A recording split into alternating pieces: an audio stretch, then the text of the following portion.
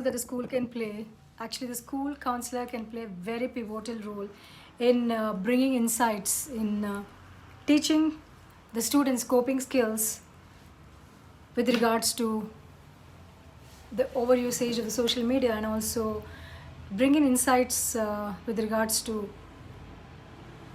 about how detrimental is that, the overusage. And the first thing could be the counselor collaboratively along with the class teacher and the students can make a very practical healthy daily routine, allocating like a balance, like we say balanced diet. So it's going to be a balanced routine, allocating time for various activities of the day. I'm actually not going in deep because of the time crunch, so I'm just superficially touching the various things. So bringing in a balanced routine, allocating some time for the social media too, and this routine should be passed on to the parents too during the PTMs.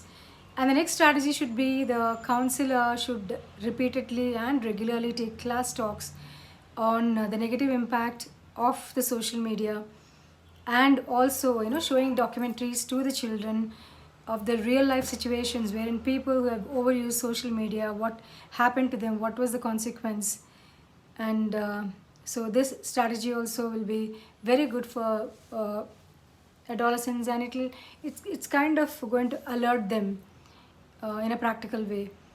On paradoxically, what can be done is the counselor also can conduct workshops and teach children, bringing insights to them that how social media can be used as a self-employment tool, as a tool for monetization, which is so rampant for monetization, as a self-employment tool.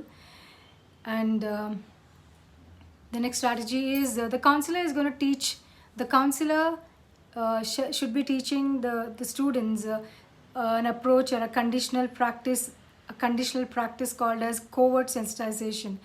What happens in covert sensitization is a negative behavior, a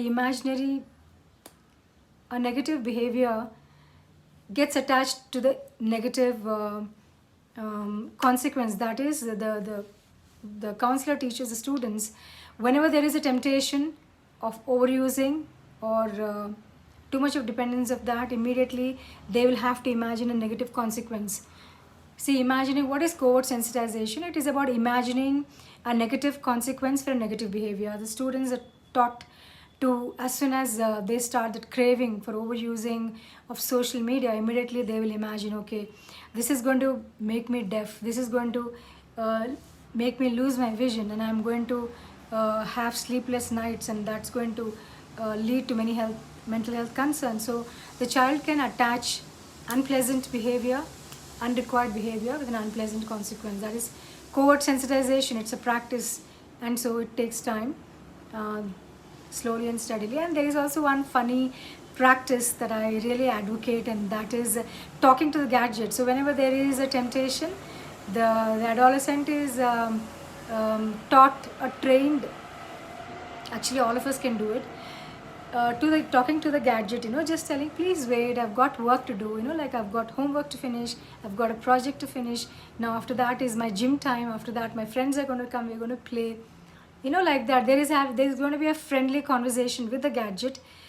And so whenever there is a temptation, there is a friendly conversation, and that way slowly, like in small ratios, in small proportions, the temptation can be slowly pushed, and then the social media over dependence slowly gets eased out. And what other strategies we can use? I have told that there is a dopamine toxicity happening, so which results in insomnia, which results in low concentration, and many other not very pleasant consequences. So how do we bring in or reduce, how do we detox this dopamine?